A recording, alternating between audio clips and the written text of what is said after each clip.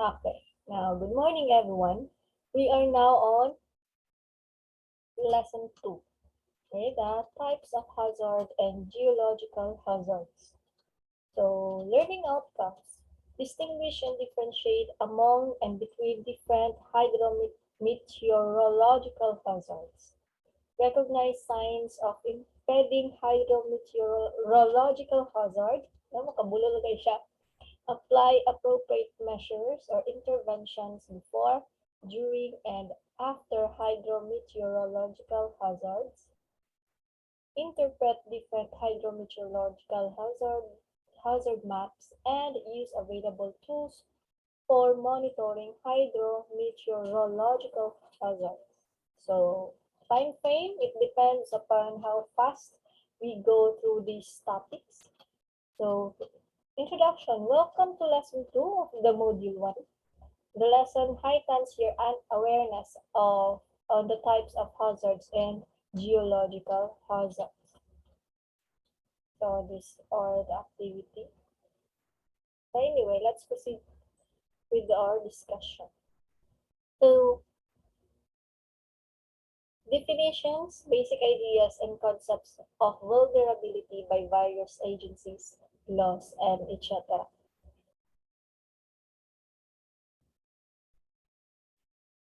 Vulnerability may arise from various physical, social, economic, and environmental factors such as poor design and construction of buildings, inadequate protection of assets, lack of public information and awareness, limited official recognition of risks, and preparedness measures and disregard for wise environmental management. This is according to RA number 1012.1. So, when you say vulnerability, no, nag-i-exist ang vulnerability kapag poor design or construction of buildings. Because if poor ang construction of buildings, the foundation of that building, that specific building is weak. No? Even a slight shake sa ato ang yuta, no? Slight shake of the earth, there's a huge possibility na mahugnak siya. Diba? There's a huge possibility that the building will collapse, right? So aside from that, poor design or construction of railways or let's just say bridges, diba? So even if walang earthquake, even if isang malaking heavy rain lang, diba? But because of the poor design and weak construction of buildings or the foundation of these bridges, no, kapag kusog ang agos sa tubig, there's a huge possibility na mahugmak ang bridge. There's a big risk when it comes to property, when it comes to lives of the travelers or of the people na living within the vicinity, diba? So vulnerability includes the characteristics and circumstances of a community, system, or asset that makes it susceptible to the damaging effects of a hazard arising from various physical, social, economic, and environmental factors.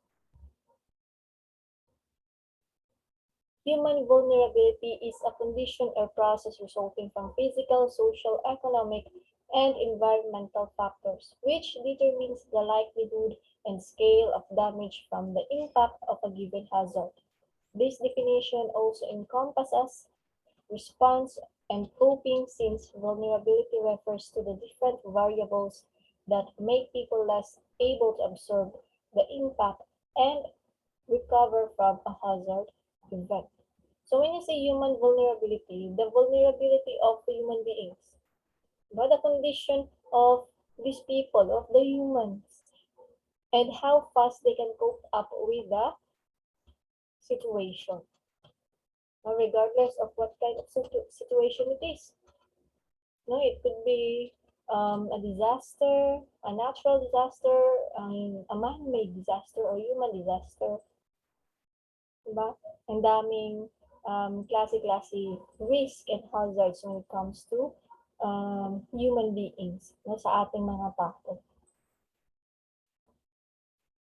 So actually, for me, mas maraming hazards when it comes to human vulnerability compared to the hazards that were made by nature. Diba? Because hazards that were made by nature or natural hazards, we cannot control it. No? All we can do is anticipate it. Anticipate that that within a year, naagi mo abot ng mga hazards, naagi mo abot ng mga bagyo. Right?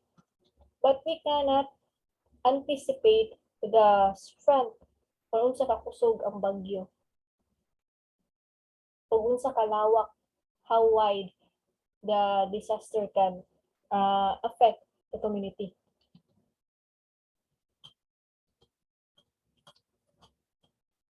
So compared to the human hazard, we are responsible of this risk.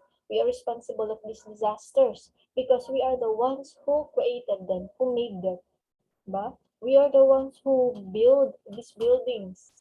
Now it is our responsibility to make sure that the building is strong enough to withstand the how many intensity of an earthquake. That the building is strong enough to withstand the capacity of people, including the furnitures na ipasok sa building. That this bridge are strong enough to withstand earthquakes, landslides, flash floods, and heavy trucks na moagi sa yaha. Now, if kapag na dili strong or wala na tarong o tukod, wala na tarong o build, no? Tapos may mga disaster na nagaganap, may mga pag-collapse ng building or bridges na nangyayari, hindi natin yan mabiblame sa nature. Even if ang cause niyan is earthquake. But because the nature can't do something sa pag-build sa building. We are humans are responsible for building strong facilities and strong establishments. Right? Sa other countries, they resorted to different types of building, no? Ilahang pagbuta og foundations of building. So Japan, they have this kind of building that parang may spring, diba? Na kapag malakas yung earthquake, hindi siya magigiba agad-agad. No? Parang mag-go with the flow lang siya. No? They can sway back and forth. Inana ilahang kinds of building because they learn from the past. And because Japan is always experiencing typhoons, calamities, earthquakes, and etc. No? Sometimes tidal wave or tsunami. So they learn from their experiences. So ang ilang gibuhat is nagtutod sila mga mas efficient and mas effective na mga buildings and nangita sila mas strong na foundation na gamiton para sa pag-build nila sila buildings. Even their houses. No? Their coping capabilities are very much better compared to us here in the Philippines. Even China, even the Korea, right? Na kapag may landslide, may nagibang kalsada, within days, kahit pa ilang kilometers pa yan, kahit pa gaano kalaki yung nasira, within days, they can rebuild it, they can refurbish it. Marirenovate nila. Mababalik nila sa dati na parang walang nangyari.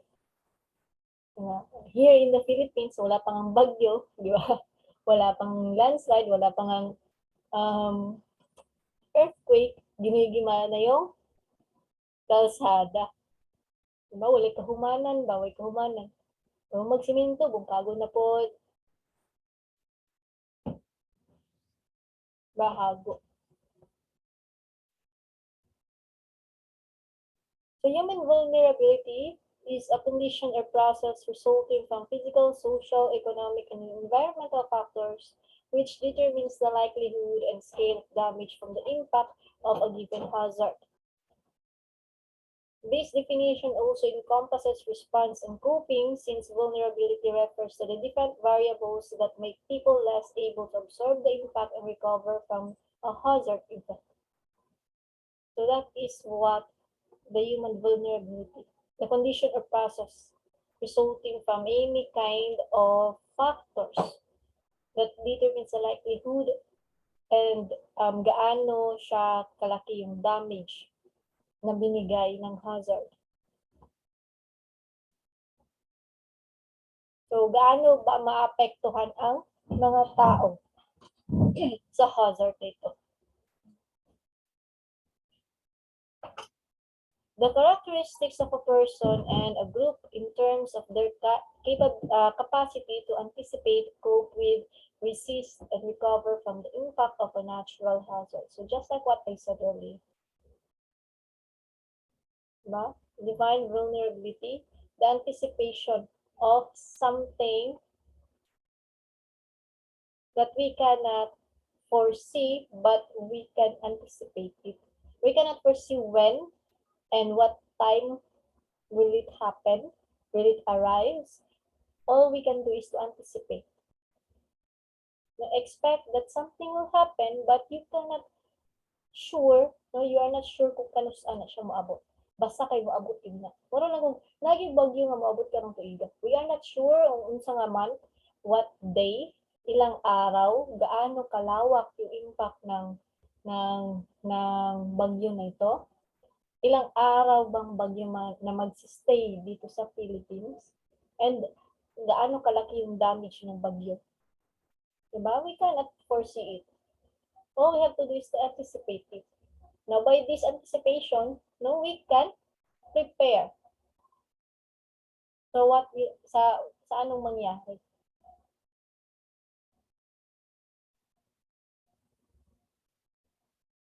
Some common sense meaning of vulnerability. Vulnerability as being prone to or susceptible to damage or injury, broadly defined as potential for loss. That is according to Cutter, 1996. So when you say vulnerability, yung pagiging prone mo sa hazard, or you are susceptible to damage, pagiging prone mo sa damage, or being exposed to damage. How big is the risk for from being damaged or injury? For example, kapag sa kung anong i-grab ni mong opportunity, nagamito dito ng friend because you see her vulnerable. Nakita niyo siya nga vulnerable. Meaning, dali na huyang lang siya ba? Weak siya. Diba? So, gigamit mo, it could be, gigamit mo yung emotion, gigamit mo siya as a person, diba? Para makuha mo kung sa'y gusto mo. Parang ganun. Excuse me, Kenneth John, kindly put your mic on mute.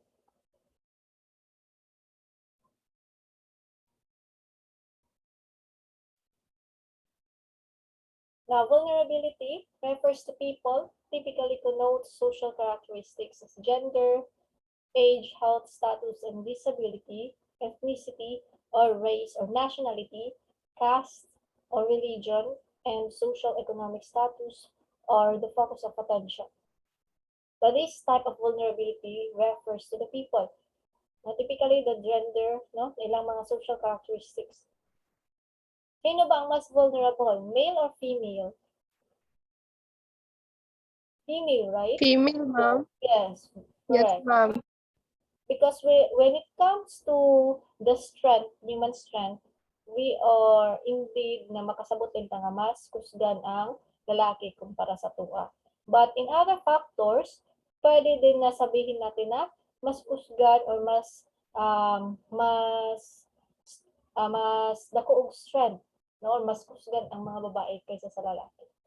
no? But in different factors naman, no? When it comes to motherhood, so mas kuan ang babae. But when it comes to physical strength, kanang lifting weights, na mag-asa og mga bugat, there are a lot of things that a man can do that a woman cannot. But there are a lot of things naman, no, in different perspective na dili mabuhat sa lalaki, pero ang babae lang yung makabuhatan. Diba? So, but when we talk about crime, mas vulnerable ang babae kumpara sa lalaki. Diba?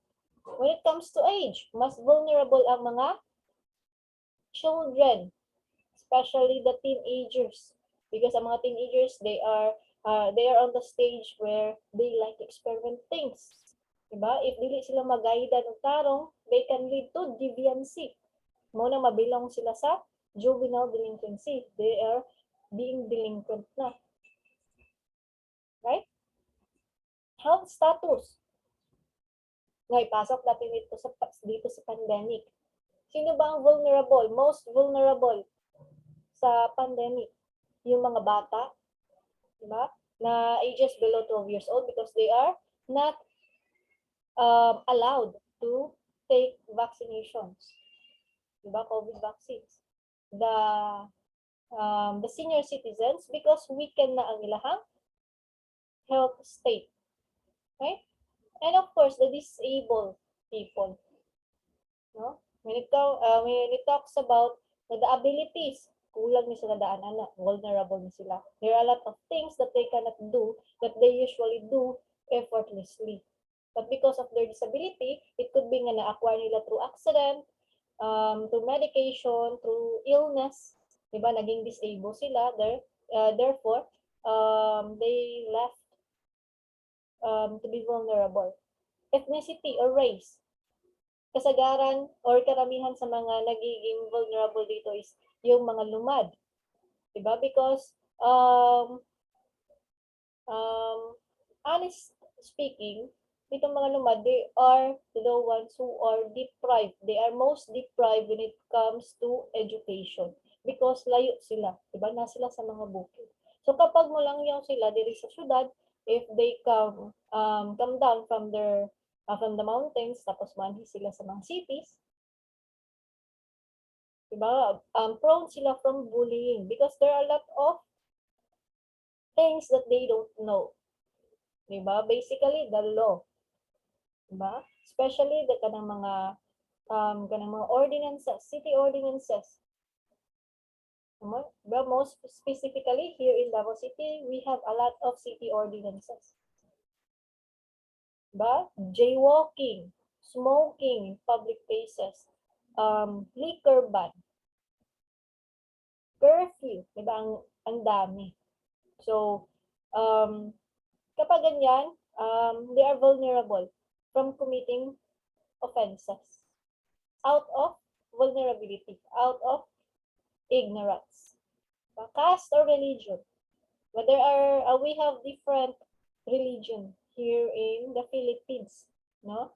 Nga dili na nga to apilon tong mga laing religion outside the Philippines because diri pa lang sa Philippines daghan na kay tag mga religion. And daghan pud kay sila mga tinuuhan, they have a lot of beliefs based on their interpretations sa Bible. Right? So, a lot of people also become vulnerable when it comes to religion because lahi-lahi man ang tinuuhan. Social and economic status. Very common na magiging vulnerable yung mga poor, no? Samot na ganitong mga poorest of the poor. When you say poorest of the poor, pobre pa yun sa pobre. No? That they cannot afford even a 1 kilo of rice. Poorest of the poor na gid sila ba? So they are prone to vulnerability. They are prone to hazard. Di ba? Kaya dili sila makadali-dali o palit sa ilang necessities. Even ilahang pagkaon, di sila ka-afford palit. Diba? So, mauni sila ang mga gina-focusan or mo ni ang ginahatagan ng focus more sa government.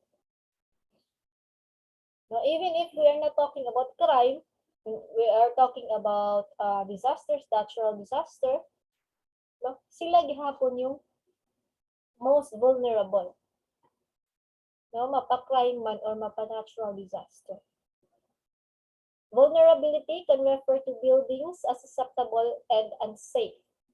Economies are as fragile, unstable slopes as hazardous, or regions of the Earth's surface as hazard-prone. So ano ba tong regions of the Earth's surface as hazard-prone? For example, sino na ba dito ang nakarinig or familiar with the Bermuda Triangle?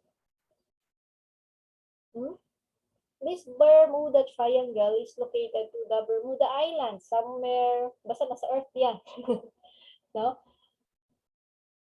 Ang dami, according to the theories and according to the statistics, ang dami na ng mga aircrafts, plane, helicopters, and kahit ano pang mga aircrafts na yan, and even the ships, no, mga barko, yacht,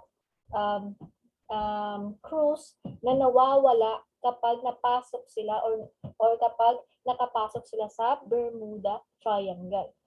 When you say triangle, it is the distance between one island, between the Bermuda Island to another island, then this island to another island, and the third island to back to Bermuda Island. No? Kana siya, triangle siya nga location. Na kapag makapasok ka dira, mawawala at mawawala pa. No? Lulubog at lulubog yung sinasakyan mo. And there are a lot of people, no, or passengers of these crafts na hindi na nakikita. So these are the hazard-prone in different regions of Earth's surface. Aside from that, sino di ba ang So may Atlantic Ocean na, ma'am. Atlantic Ocean ba? North Atlantic.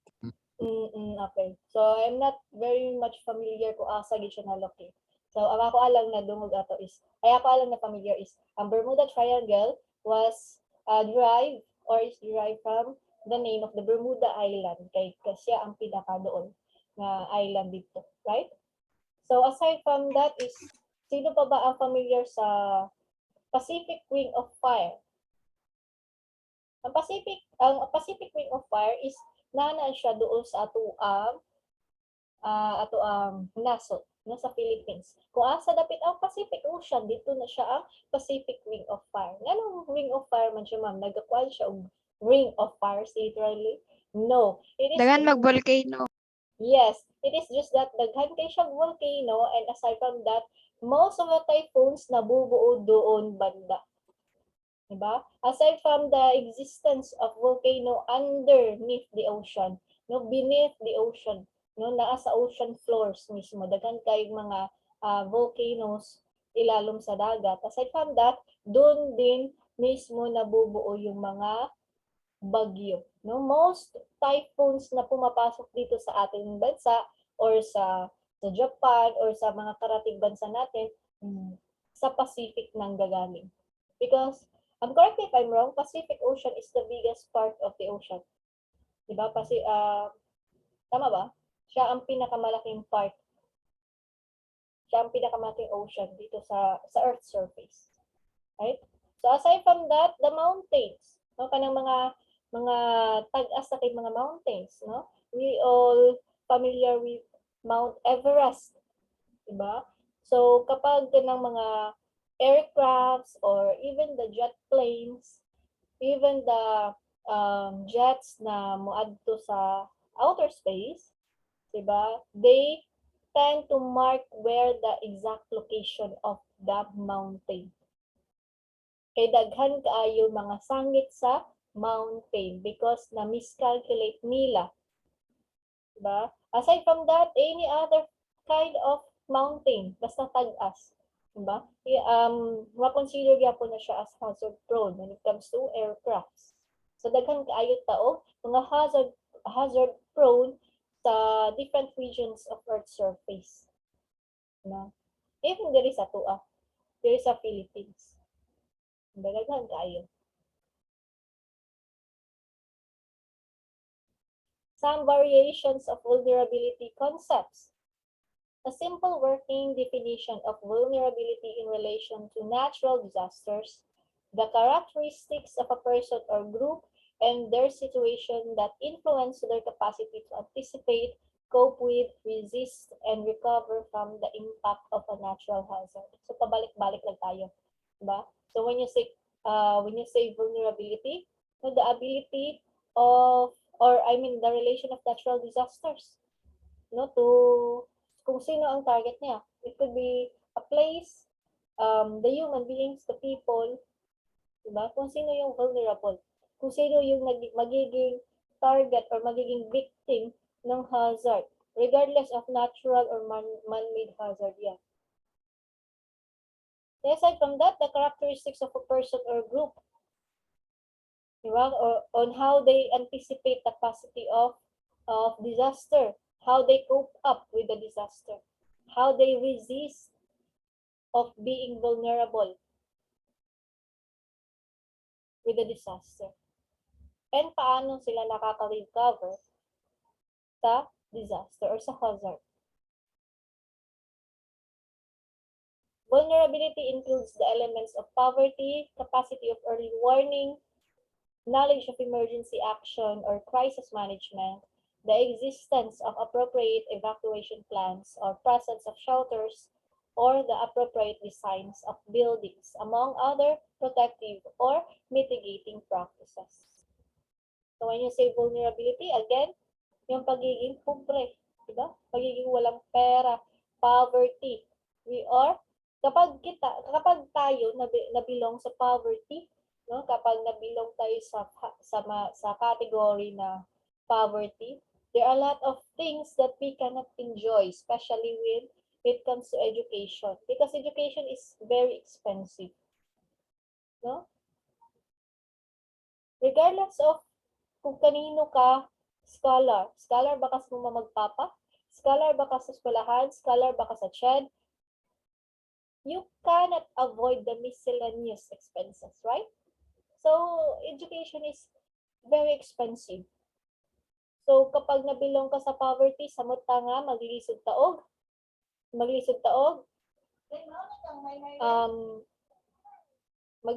cope up.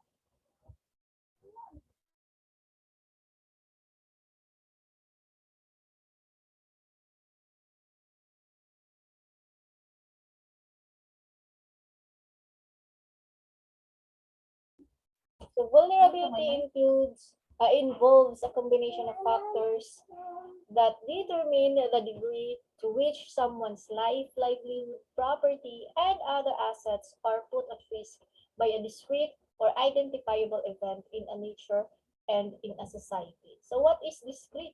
Secret, di ba? Hindi mo nakikita, hindi mo ina-anticipate. So ano ba ang mas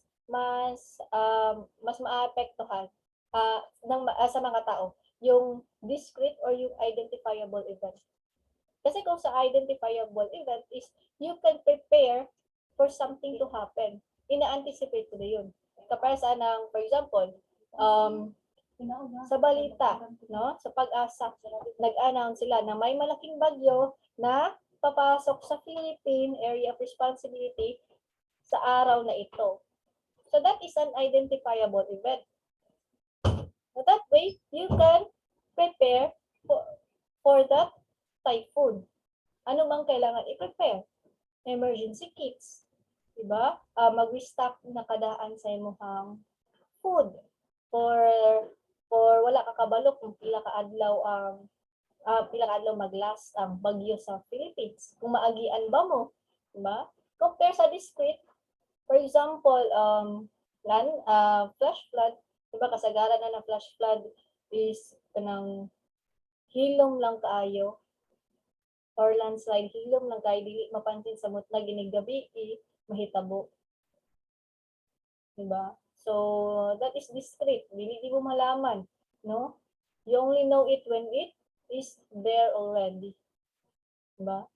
So, the basic elements of vulnerability. So, we are going to talk about this next meeting.